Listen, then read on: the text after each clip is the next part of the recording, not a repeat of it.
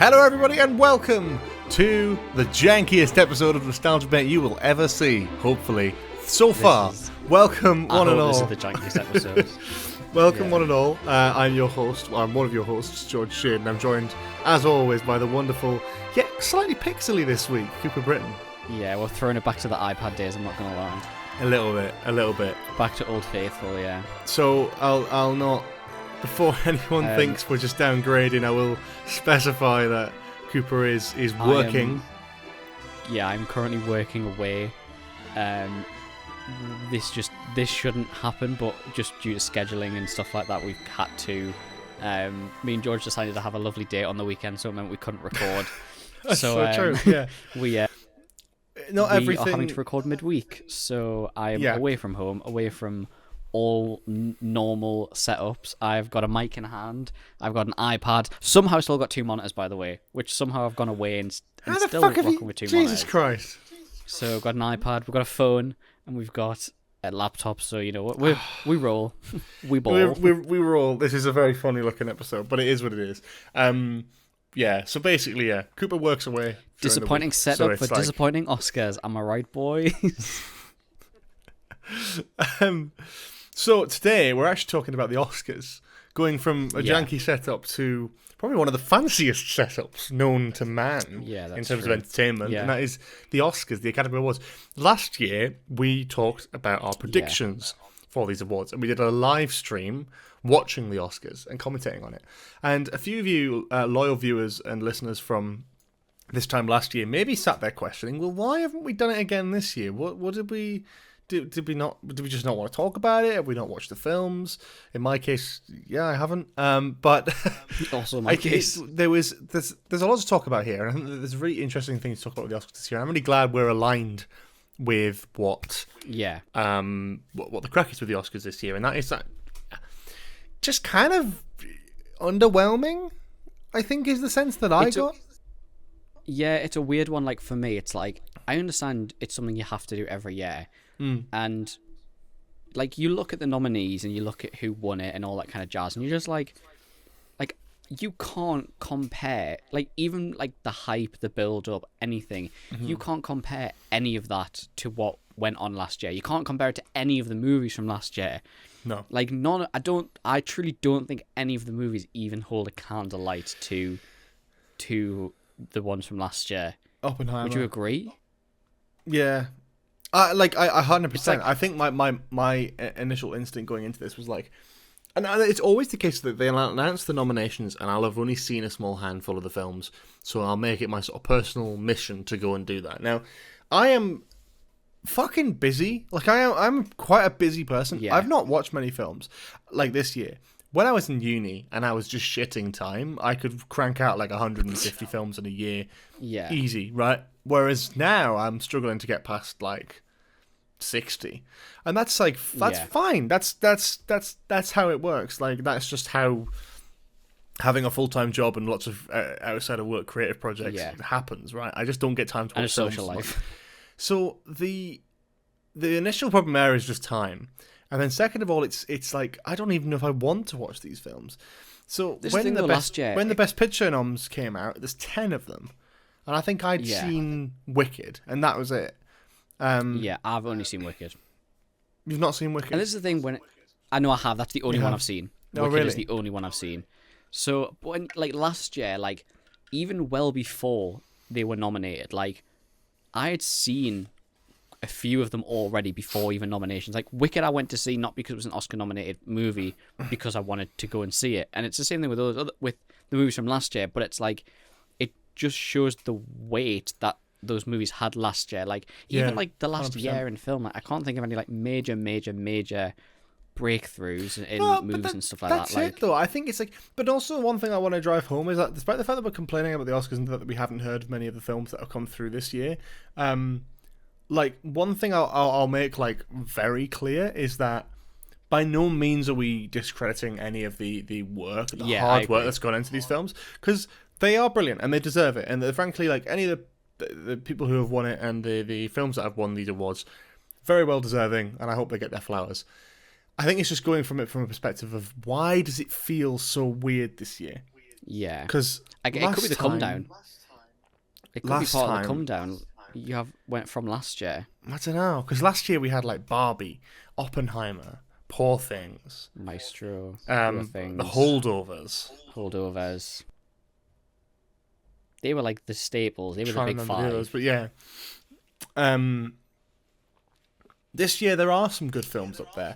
The problem is I've not seen half of them, and that's the first thing. Yeah. And then you've got the other thing, which is controversies, which we will talk about. I was just about to mention this as well, yeah. And I have my opinion. So, like, looking at strictly the Best Picture category, and this is right. So this is just to clarify. Sorry, this is also another thing with me with the Oscars, right? There's very little variation now. Pretty much all of the films that are nominated for Best Picture are also nominated for a lot of the other categories as well. Yeah. To the point where Emilia Perez is one Oscar nomination away from being, I think, the most Oscar-nominated film of all time. Which is crazy to me because that doesn't make... for 11 Oscars this year or something? Got nominated for quite a few. I don't think it won many, but... And from what I've seen of Emilia Perez... completely deservingly did not deserve to win these awards. So the ones we've got are Anora the Brutalist, A Complete Unknown, Conclave, Dune Part 2, Emilia Perez, I'm Still Here, Nickel Boys, The Substance, and Wicked. Now, regrettably, I've only seen Wicked, Dune Part 2, and A Complete Unknown. I've not seen the others, but the ones I was really wanting to see were The Substance, which I'm going to get round to eventually anyway, because I've seen good things about that film. And it's a horror one. Conclave, yeah, I think it's like a body horror one. Yeah. And then the Conclave as well, which I think is supposed to be brilliant. And Anora, obviously, because it won, and I have to watch that now. Yeah. Conclave, I watched the first half of it in passing because my parents were watching it, and it was really good. Really, really, really good. Seeing that makes me want to watch it. But I've got no interest in The Brutalist. I've got no interest in Emilia Perez. And the reason I've got no interest in those films is... simply down, I think, possibly some of the controversies around it, but also just the general demeanour of it. I'll go straight for it. I don't like Adrian Brody. I don't like him. I don't like him. I don't like his demeanour. I don't like the kind of person he seems to act like. He comes across to me like someone who is overly pretentious and just unfortunately very good at acting. And he knows it better than anyone. No one thinks he's a better actor than he thinks... That's not English, hang on. No one in the world thinks he's a better actor than he thinks he is. Himself. That doesn't make any sense. He thinks he's the best actor. He thinks he's... No one in the world thinks he's a better actor than himself, if that makes sense. That's what I'm trying to fucking say. That's what I was trying to say. And I think that comes through, not just in his general demeanour, but also in his speech. I presume you're aware of the controversy from the first time he won an Oscar. Yes, I've seen this because this resurfaced. It did resurface because you can't non-consensually snog a woman live on TV and then never hear about it again. I feel like that kind of will come back to haunt you, as it should. He kissed Halle Berry on the lips for quite a while when he won his first Oscar because she was presenting it. That wasn't a planned bit. He just did that. Which, first of all, wrongin'. If it wasn't planned and it wasn't a bit, you don't do that. That's fucking weird, man. And then he wins this one. The first thing he does is take out his chewing gum and throw it at his wife, who then kind of scrambles to try and grab it. Now, again, could be a bit, but even if it is a bit, if it's a bit of a joke that they've planned, it doesn't. You're not really making him out to be quite a nice guy. Yeah. He's coming across like quite a prick. I agree, yeah. And then he does a fucking 5.5 minute speech where they try to get him to move on because he's taking up too much time. And then he goes but I'm not stopping or something like that, yeah. He's like, oh, I've been here before. It's not my first rodeo, yada, yada. I like it. And it's just like everything about him seems to come across as overly pretentious, fucking rude, and just disrespectful of anyone else who's... who's put this together. The fact of the matter is, you're still a fucking human being whose success is built on a lot of other human beings working on the production that got you into this film, that got you to the point where you could do this performance. You deserve your flowers for the performance if it was good. That being said, be fucking humble about it. At the end of the day, this is a group of old men in a room who have voted you to be the best actor out of 5 people. Whoop-de-fucking-do. Amazing, well done, but don't be a twat about it. Like, even if you look at, like, the best, like, best actor, best supporting actor from the last couple of years, you have, like, Cillian Murphy, you have Ke Kwan from the year before, you have Robert Downey Jr. from last year, like, you have, what's his name from The Whale? Yeah, Brendan Fraser. 2 years. Yes, Brendan Fraser. Like, sorry. You look at it and you go, like, how on earth? Like, yeah, you're going to have some bad eggs come through, but for a second time, like, come on.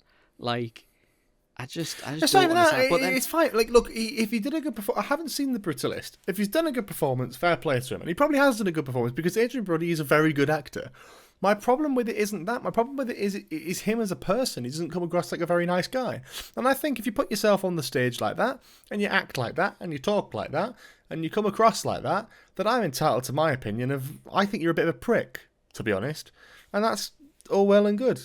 And on that topic, Halle Berry snogging him on the red carpet in front of his girlfriend, that's a fucking hilarious move. Fair play to her. That's a practical joke almost 20 years in the making. I respect that. That one was built up. But even, like, the whole Oscars was just, I feel like, just a shit show this year. Wasn't there a thing with, like, when all the nominees came out where a lot of the judges were like, or one of the judges was like, why didn't this film get nominated? It was like, oh, because this person's already won an Oscar and they just hadn't. Like, I saw loads of that stuff on Twitter of, like, I'll have to try and find it. The thing is, films get snubbed every year because the Oscars is a little bit like the Guinness World Records in a sense, where it's like, it seems very prestigious, and it is quite prestigious. But it's so, however, like, you can very easily just use money to get to where you want to be, right? Yeah. You can pay for a Guinness World Record, and you can pay for a Guinness World Record to be locked so no one else can achieve that record, even if they legitimately beat you. In the same way that you put enough money into the promotion of a film, it will get to the Oscars, it will get recognised, right? This is why I look back and I think, well, The Lighthouse, one of my favourite films, I think that was snubbed back in 2019. But it probably was the fact that Robert Eggers didn't really care about the Oscars and didn't really want to put the film forward, and the studio weren't bothered about putting too much money behind it on a big campaign for your consideration. Whereas these films are built to be that, and that's the difference. Even if you look at, like, the likes of Interstellar, I think, is one of the greatest movies ever, and it was completely snubbed at the Oscars. It got, like, I think it got one nomination, nothing else, no consideration about anything. It's awful, yeah. And it was, like, for, like, best CG. And you look and you're like, how on earth? Like, what? That's I don't understand. Thing, yeah. It's going to happen every year, and I guarantee it happened last year and happened the year before. But there's this year at the Oscars, like, all the stuff with the Brutalist and the AI generation, the stuff with Emilia Perez, as well. And, like, I mean, come on, like. I mean, AI is a contentious subject at the best of times. Why the fuck would you go out on a limb and say, oh yeah, we, instead of training our actors to speak more Hungarian, we'll get their performances and then AI tweak their voices? It's like, well, this is the first actor ever to win an award, win an Oscar, for a performance that was AI enhanced. Wow. And that's really kind of scary to me because that is scary. On the other side of that, you have Timothée Chalamet. Now, I've seen A Complete Unknown. He completely embodies Bob Dylan excellently. He has the voice down, he has the singing down, he has the look down, the speech, everything down. He completely embodies that character that he's trying to play. Now, if Adrian Brody couldn't do that for his film, and had to, I'm not saying it's his fault, it's a creative decision from the filmmaking process, but like if he couldn't do the Hungarian accent, or he couldn't do that performance well enough to what they wanted, they had to use AI to tweak it, I don't think he should be winning, and I certainly don't think he should be fucking nominated, to be honest with you. Yeah, I agree. When you've got actors who are really, I mean, from a performance perspective, in terms of an authenticity perspective, I think Timothée Chalamet killed it. I think I would have preferred to see him win. Probably same with Ralph Fiennes in Conclave, from what I've seen, and Sebastian Stan in The Apprentice. And these are really strong performances that have a lot of work and a lot of time put into them. Yet we get the pretentious dickhead who had AI used to change his accent, and it's like, I'm oh not come being on. funny, but I'm not being funny. If you can't do the accent of the character, you can't be the best actor, because that's just like a half-assed job. The thing is, I don't know the process, and I don't know if it's him who couldn't do it, or whether it's a creative choice to do that. Probably a creative choice, and probably a mix of the two. I just did not. In my head, I can't stomach that, really, to be honest with you. And then you've got Best Actress. I haven't seen Anora, so I can't comment on it. I've heard good things about it, and everything I've seen looks pretty good. I like the idea of the story as well. Anora was... Who made Anora? I'm trying to work out who directed it, because I think it's a director who I've seen stuff from before.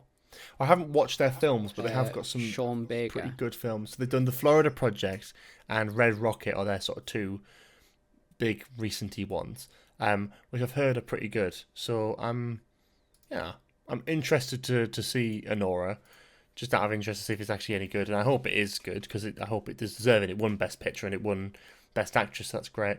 Best Supporting Actress, Zoe Saldana, for Amelia Perez. So Amelia Perez, I feel like we should probably talk about that.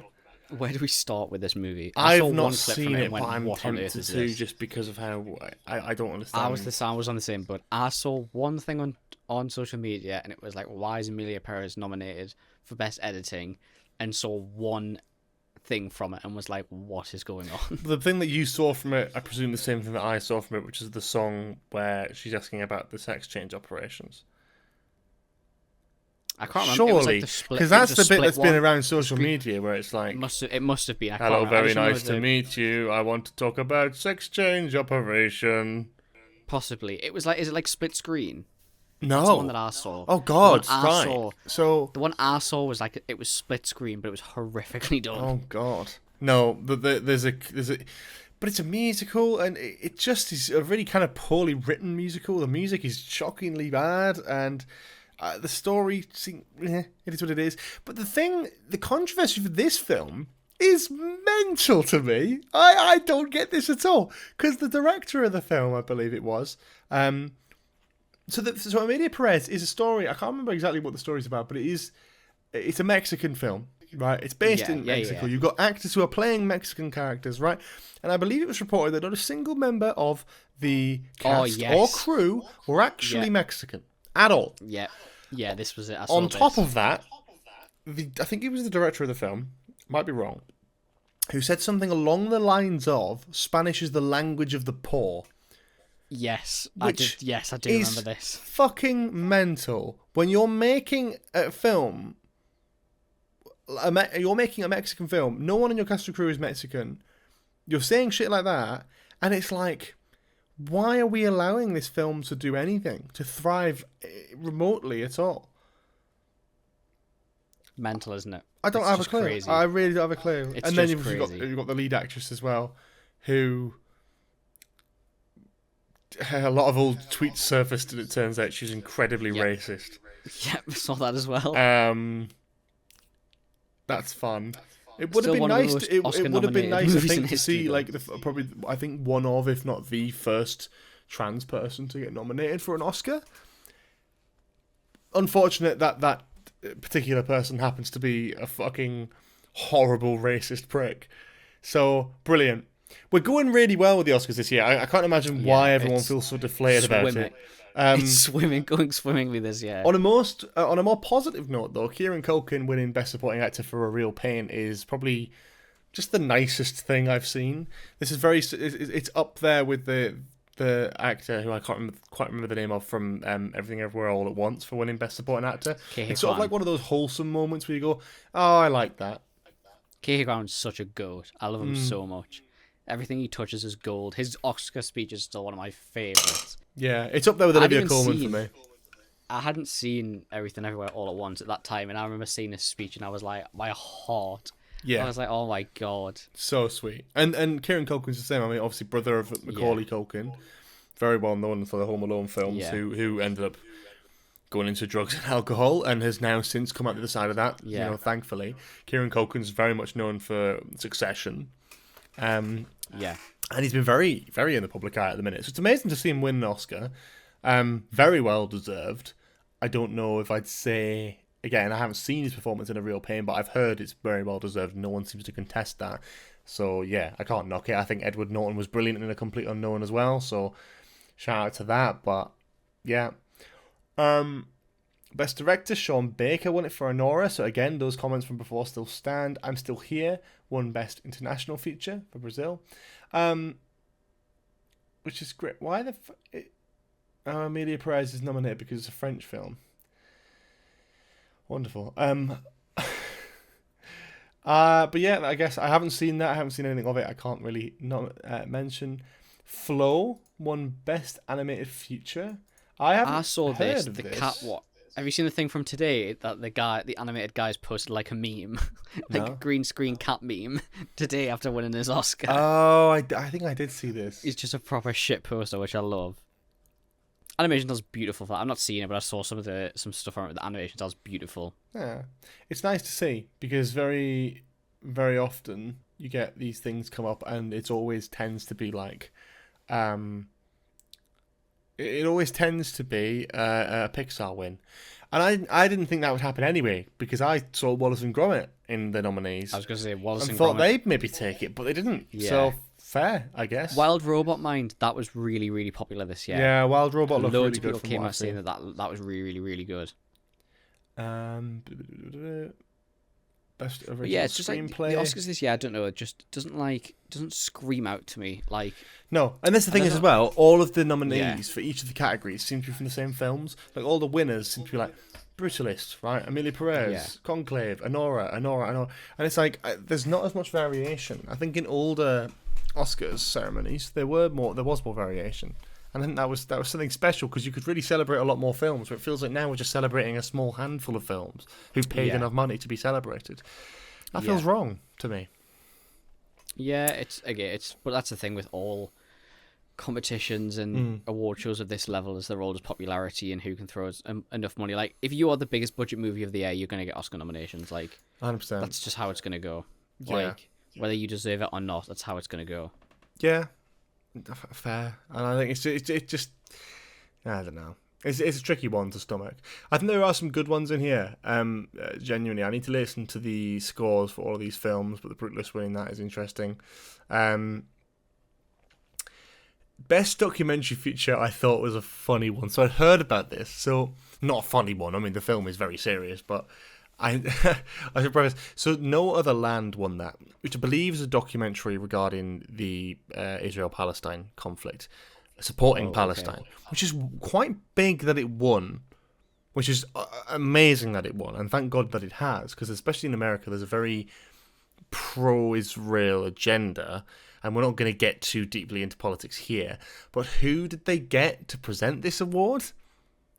None other than infamous Israeli actress Gal Gadot, who dipped on the day of the ceremony presenting this award. Yeah.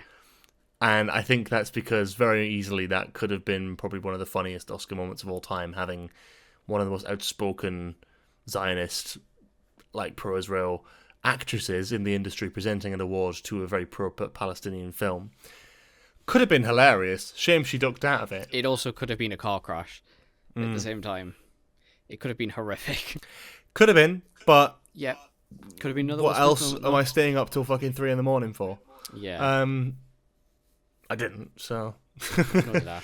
It's midway. It's weird. Costume design for Wicked, I think makes sense. That makes so much. That makes a lot of sense. Yeah, I fair enough. That one I can't even knock it. Makeup and hairstyle and the substance, fine. Production design, Wicked. Best sound, Dune Part 2, which again I can't contest that I've seen it in cinema. It's fucking amazing. Film editing, Anora. Best cinematography, The Brutalist. Now, I haven't seen The Brutalist. But I have seen Dune Part 2 and I have seen Nosferatu, and I cannot stomach that, to be honest with you. Nosferatu not getting more nominations, I can't lie. Well, Nosferatu was the fucking best. Did you watch it? I've not seen it. Of course you fucking haven't. It's not your type of film at all to watch, I don't think. No. It's excellent. It was fucking brilliant. It genuinely was. As a horror film, amazing. As a Robert Eggers film, amazing. Like, authentic and brilliant. And honestly, beautifully shot. Like, one of the best short films I've seen in a long time. Which is why I'm baffled it didn't win Best Cinematography. Glad it was nominated, but it should have won, I think. Visual effects is another interesting one. Dune Part 2 probably rightfully got that one. I think it's a bit of a shame that Better Man didn't get a bit of a look in here. I know it's a bit of a meme talking about the Robbie Williams monkey film, but I think it's really actually, when you think about the amount of CGI that goes into that and how convincing it was, that you kind of forget that he's a monkey halfway through. Yeah, that's brilliant. Yeah, I agree. Better Man. My dad went to see that like 5 times in the cinema. So Wow, new favorite for him. He was obsessed with it.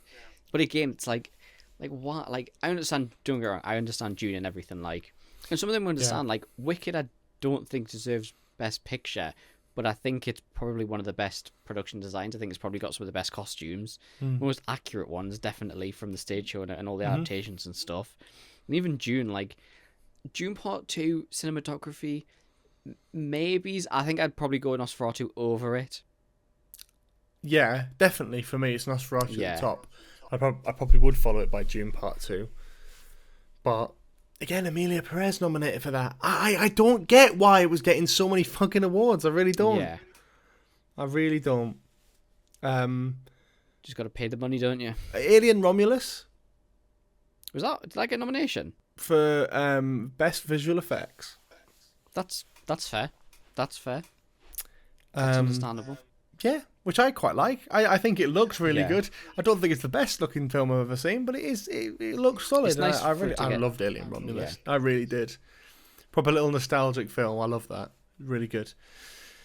Live action short. I'm not really familiar with any of those. Animated short, same there. Documentary short, again, not sure. I think all in all, it's been a very interesting year for the Oscars. My takeaway is I really want to watch Honora. I really want to watch Conclave, potentially. And I would quite like to watch...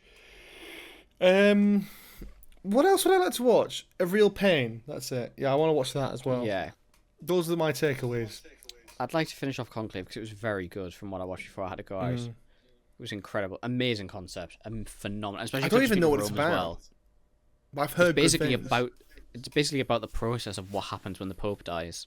And it's about like essentially the politics that go in behind it and like how they like manipulate the game. It's based on a book called Conclave from like 2016, I think. Okay. And it's about like manipulating the game so certain popes get into power and certain popes do, or a certain person becomes a pope and some people don't. Yeah, I suppose I never really thought cool. about it, but that sounds like already quite an interesting concept. Yeah. What about the future of the Oscars? What movies do we have out coming this year or coming soon? Captain America, Brave New World for VFX. Of course, standard. Cinematography and acting and writing. Of course. That's the Emilia Perez of next year. That's a good question. What films are coming out this year? Films 2025. What have we got coming out this year to look forward to? In my eyes, not very much. I feel like 2026 is a big year. 2026 is the big year. That's the year we're going to get a new Jordan Peele film. We're going to get a new Batman. We're going to get a new all sorts. We'll get Nolan's Odyssey. I think they'll try and push Superman for an award this year. I think that would be in their benefit, DC, to get an award for that.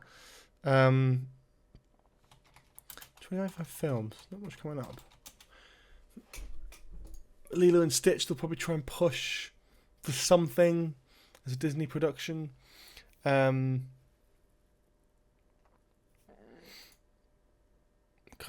dud, yeah? Much. Yeah, another fucking year full of exciting films. 2026 is the big one, isn't Bridget it? Jones Wicked for good. For shit. Sorry? Second Wicked movie. Oh, the next Wicked movie, yeah. Avatar 3 as well. Disney's Snow White, they're releasing. Mickey 17. That's come out now. Oh, they're not doing another fucking Avatar. Oh, the Minecraft Avatar movie. 3. Oh, that'll be... I could see that. That'll sweep the Oscars. I think 2026 is going to be the big year. Yeah. Getting Odyssey, Batman, oh my god, who is it? Is it Martin Scorsese's doing a new one with Rock and Leonardo DiCaprio? I think. Not the Is Rock. It him doing it? I can't watch it if it's got Dwayne Johnson in it. I hate that fucking dick. I can't wait to see Leonardo DiCaprio and Dwayne the Rock Johnson try and act on screen together. It won't work. The final Mission Impossible film, although they probably won't go for that. Elio, it's another Pixar film. We'll probably jump onto that. How to Train Your Dragon live action. Will probably do something. 28 years later. I fucking hope so. 28 years, definitely. Yeah. Yeah. Superman, definitely. I think that'd be good. Warner Brothers would be clever to push that for an Oscar because it's quite a big film for them and their universe. Yeah. 20 years later, Avatar. I would hope I could see getting some look in. I'd hope. Yeah, you'd like to think so, don't you? I think there's more coming out in 2026. 2026 is going to be a big year for films. Let me just tell you some of the fucking films that are coming out in 2026. Come on, then. Because there's some fucking good ones in here. Well, there's another 28 Years Later film coming out. Yeah. In 2026. What else we got? We did have a bunch of fucking good films, but the second Mario movie. Another Mario movie, really? Another Mario movie. Dune Mike Messiah, Flanagan's Batman Part adaptation 2. of The Exorcist. Yeah. That's going to be cool. Street Fighter movie. Avengers Doomsday, Mandalorian and Grogu. A brand new scary movie. Toy Story 5. Toy Story 5. Supergirl. Yeah. Spider-Man 4. Yeah. Clayface film. Jordan Peele film. Another Hunger Games film. Another fucking Jumanji film for some reason. Ice Age 6 and Shrek 5 and Dune Messiah. 2026 is stacked, man. Yeah. Yeah. It's going to be mental. Yeah. I'm with that. Will Odyssey come out 2026? No. Maybe 2027? When is the Odyssey set to release? That's a good question. It's shooting now. Maybe it is 2026 then, yeah.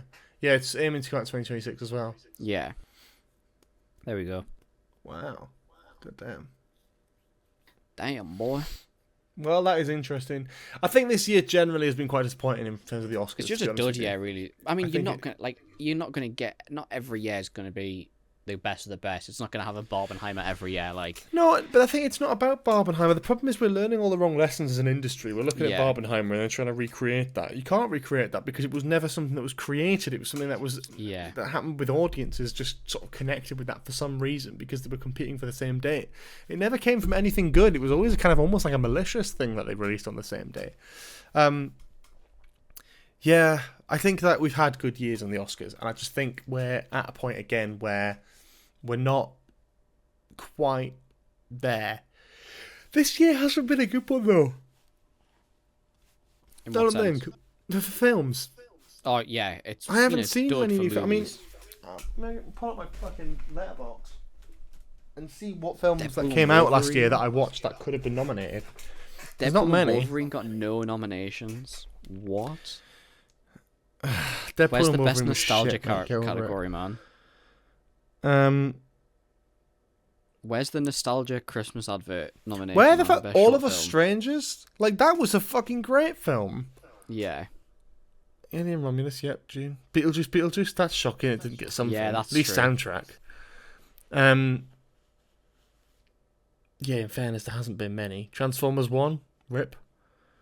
Paddington in Peru. Joker 2. Jesus Christ. Yeah. Yeah. There's been nothing. Really? Not many at all. Gladiator 2. Sorry? Gladiator 2. Gladiator 2 didn't get nominated for anything, did it? That's quite surprising.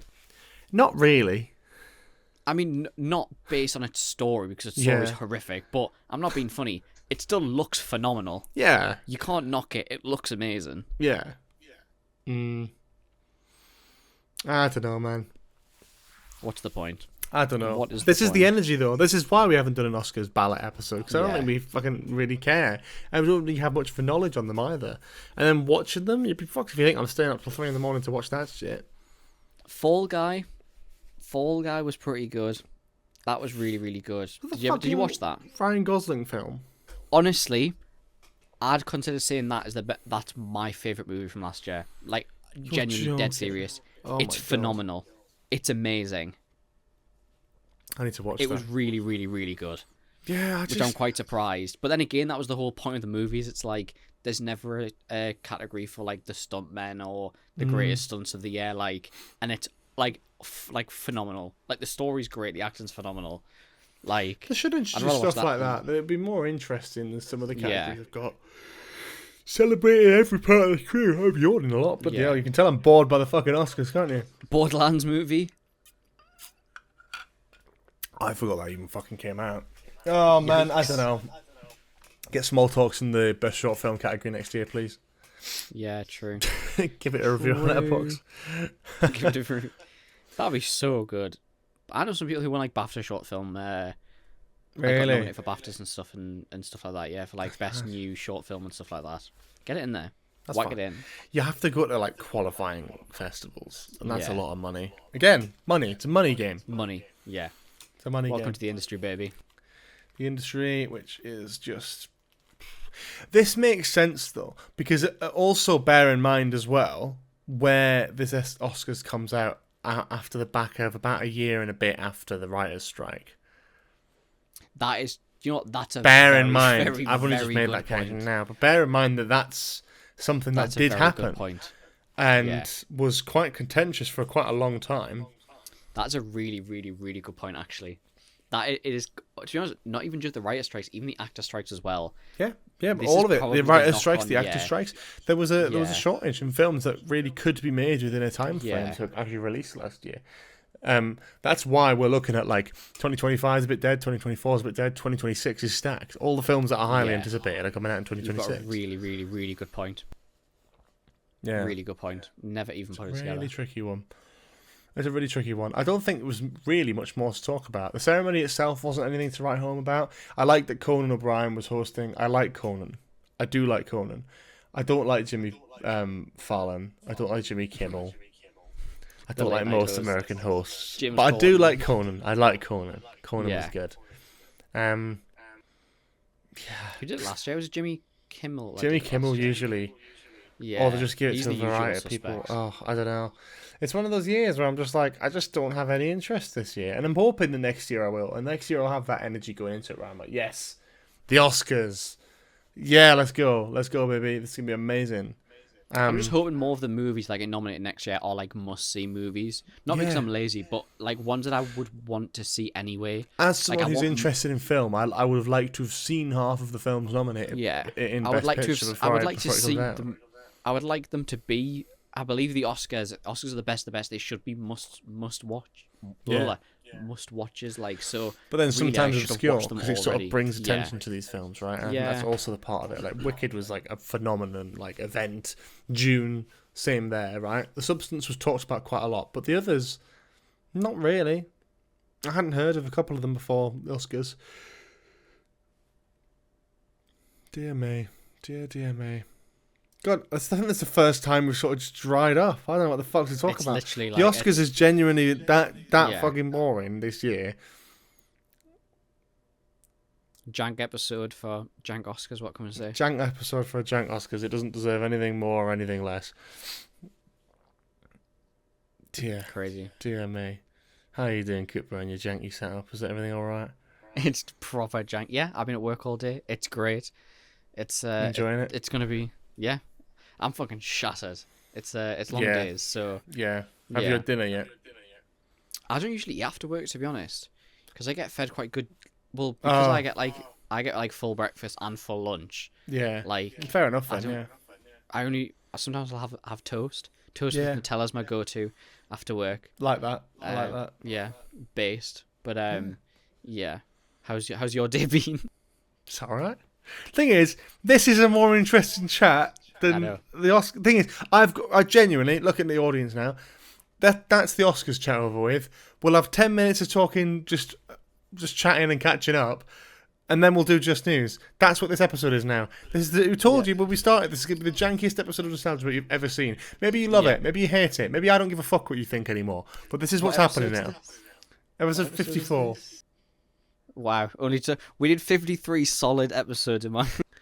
Look, this is fine. I don't mind. My day at work was alright. Quite busy. I'm very tired. Thing is, though, this is the worst time to do an episode like this to have a catch-up because we literally saw each other 2 days ago as well. So that's true. Which, thing is, we'll also talk about that in a couple of episodes. We can't even really talk about that now. Next week's? I think it's next week's. Yes, next week's episode. Next week's episode we're going to be talking about film music, I think. Yeah, which I guess is good... and they're all good movies that we're going to be talking about. Yeah. And we went Oscar-winning movies. Yeah, exactly. Those are fucking good movies. Because we went to a John Williams gala. Film orchestra gala. Yeah. playing some of the best of his music, which was amazing. Really, really good. Yeah. So if you somehow managed to get through this episode and get to this point, there's your little sneak peek for next week. There you go, yeah. There you go. Beyond that, what's going on in life? Honestly? Brilliant. This is fantastic. Yeah. We've really peaked. We've really hit something here. Thing is, there's things that we would talk about. There's definitely something I wanted to mention, but can't do it on the recording. It's always the same. The only thing we ever talk about in real life that's not on a podcast recording is just about other people we don't like.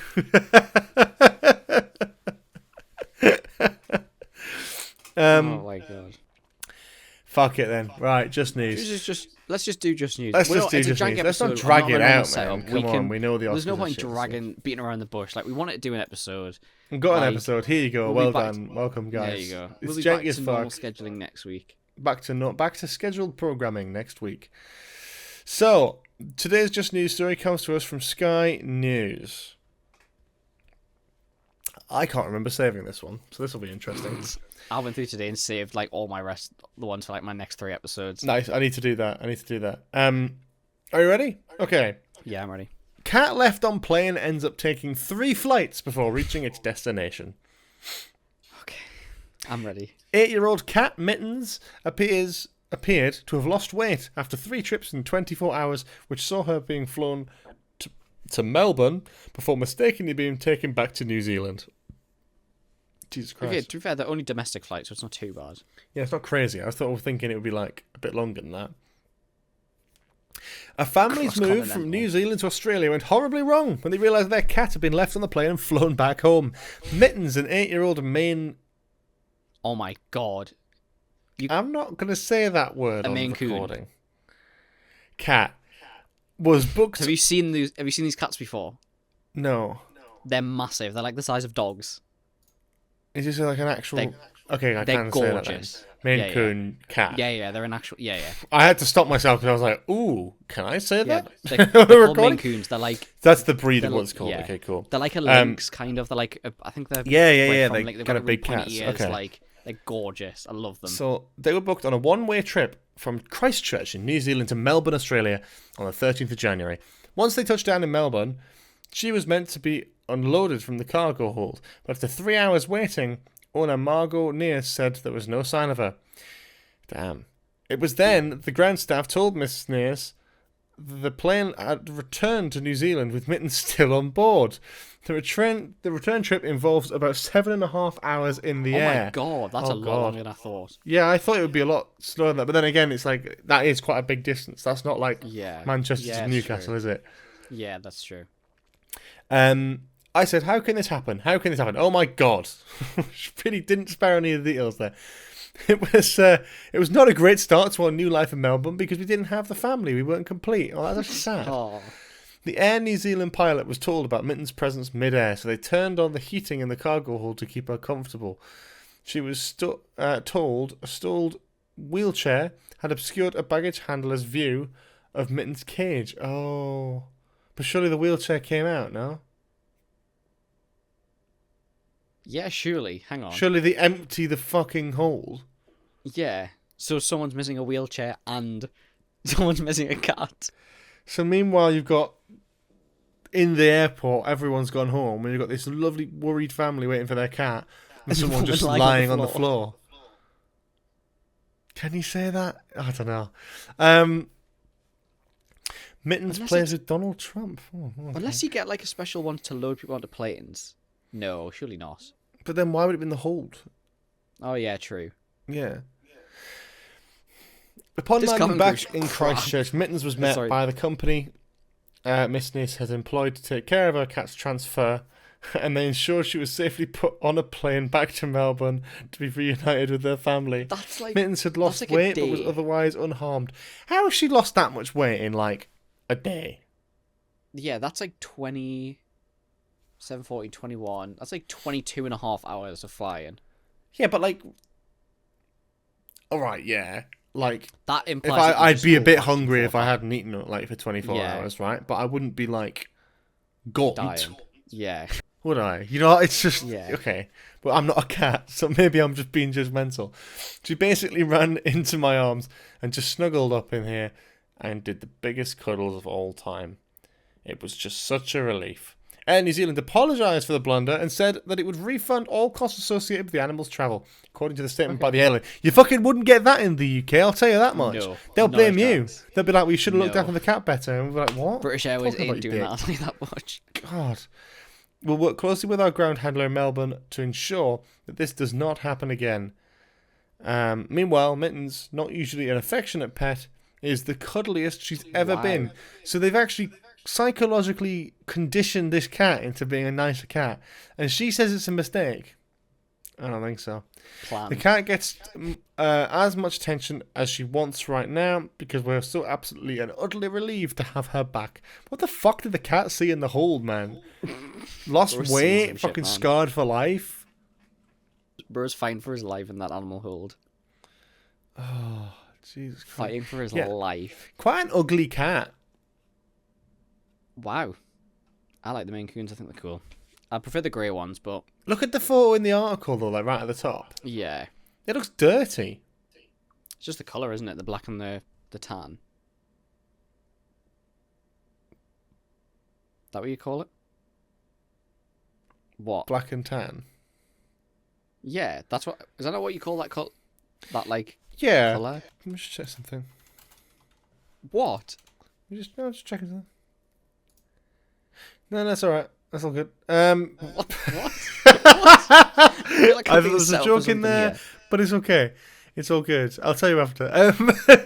Well, I think that's that. I think we leave that there. It's been a bit of a shorter episode. This might be our shortest ever episode. Possibly. There's a chance. Definitely a chance. Yeah. Certainly not our fucking longest.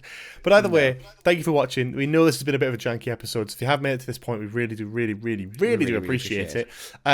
We'll be back next week with business as usual, talking about film music, followed by a lot more exciting stuff in the coming weeks after. Again, thank you for watching. If you're watching and listening on Spotify, please do give us a hearty 5-star review, followed by a follow, of course. On YouTube, you can subscribe to us, comment, like, all that sort of lovely stuff. So if you're watching on one platform, have a look at the other as well. Just check it out. Vice versa. Cross over a little bit. We're also on Apple, Amazon, and Castbox. Is still a thing? You know more than me. I don't know, man. We're also on those platforms as well, on audio-only formats. We've got social medias, we've got Instagram, we've got Twitter, X, and we've got TikTok, where you can find us and all of our content that we post every now and then. So check all those out, linked in the description below, and until then, we'll see you all next week. See you next week. Bye-bye. Bye-bye.